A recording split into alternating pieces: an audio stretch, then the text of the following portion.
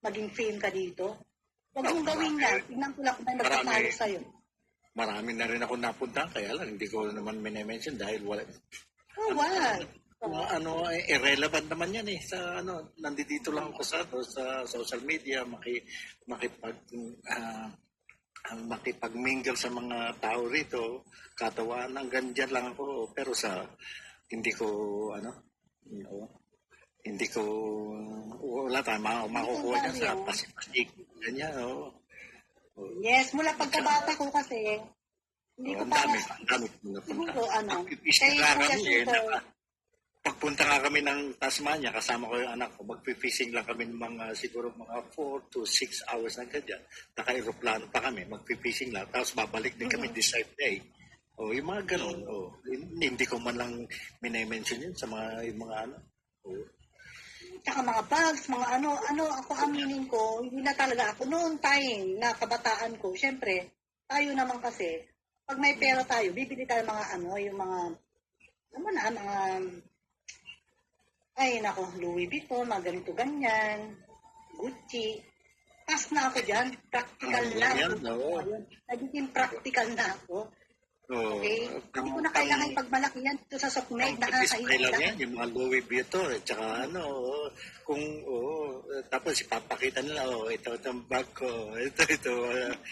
Pasikat nga, pinapasikat. Ito, tingnan mo, Gucci yan, Louis Vuitton, Burberry yan, tingnan mo Burberry yan. Ganun ba? Ano makukuha na? Kaya nga yung mga gumagawa ng mga gano'n, nagpapasikat. Papasikat lang. Papasikat, tsaka yung parang social climber. You have to prove yourself na ako'y mayaman para marami magpalis. Yung talagang social, hindi mo sila makikita rito sa social media. Pero dati naman, wala kang etiquette. Totoo lang. Very lang magsabi sa tao, no? Sorry, Freddy. Kasi lang ako eh. Nung kumakain ka, dito lang makikita kung may etiquette ang isang tao, may pinag-aralan, tsaka talagang social. Kumakain ka, yung dila mo, inaano mo sa gilagid mo. Okay? Unethical. Tapos nagtututpik ka sa harap ng camera. Unethical. Hindi ka social. Doon ko nakikita eh. Maano yung mata ko?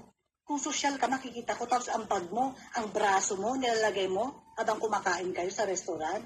Braso mo, nilalagay mo sa ibabaw ng mesa. Unethical yan. Kung social kang tao, hindi mo gagawin yan. Kung suot mo, dun pa lang. Ang dami. Ang dami ko na sa'yo. Tapos sabi no, HR director, saan banda? Taga-timpla ng kape yung tingin ko sa'yo. I'm sorry ha. Pero hindi kita binabalahura. Real talk lang ako. Ang bag mo, lalapag mo. Sa lamesa na kinainan ninyo. Unethical yan. Nakakakita ako ng mga ganyan ng tao. Ako nahihiya eh. Sabi ko nga sa sarili, ano kaya ang gusto nilang i-prove? Okay? Ano kaya ang gusto nilang i-prove? Sabi, natatawa ako at saka nahihiya sa pag nakakita ko ng mga ganyan. Lalo-lalo yung mga pera ko, ganyan. Ito, yung mga sabi ko, putang na. Tapos ang napakasuklap pa nito, napakatindi nito, hindi pa tapos yung kainan, yung pagkain ninyo, no?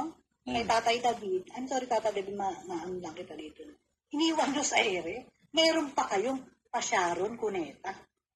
Yan ba? Diyos ko, kung ako lang, mahihiya na ako magpakita para sa Sokmed. Tapos, after that, meron ka pang ka-video, di ba yan? Video okay. Isang wanted na naman. Sa bagay, wala na tayong pakialam doon sa mga yes. Kung what I'm trying to say, sandali, kung ano man ang mga ginagawa nila, wala tayong magagawa kasi yun ang kagustuhan nila. Ang ayaw na ayaw ko lang yung sasabihin nila, inggit ka, ganito, ganyan, magburikat ka ng 3 beses sa isang araw para meron. Yun ang pinaka-ayaw na ayaw ko marinig. O kahit na magpasikat sila o kaya ganito, ganyan, ang gawin nila, magpakita sila ng pera, wala akong pakialam. Pero pag oras na nagsalita sila sa kapwa nilang taong ganon, yun ang hindi ko naman hindi ko gusto naman yun. Walang pinag-aralan yung mga ganyan, mal-edukada ang tawag sa mga ganyan. Kasi ako minsan hindi ako nagsalita na mga ganyan, burikat kayo, paano kayo. binabalik ko lang minsan kasi para maramdaman ninyo anong tama. Parang ano na yun eh, yung anong tawag noon, parang libel ba yun? Ang tawag doon? Oo. Libel. Oo. Parang, Below the belt. defamation Irrelevant. of character na yun eh. Oh, defamation of character na yun eh. Yung mga ganon. Ibig sabihin ng mga babaeng nagbabalik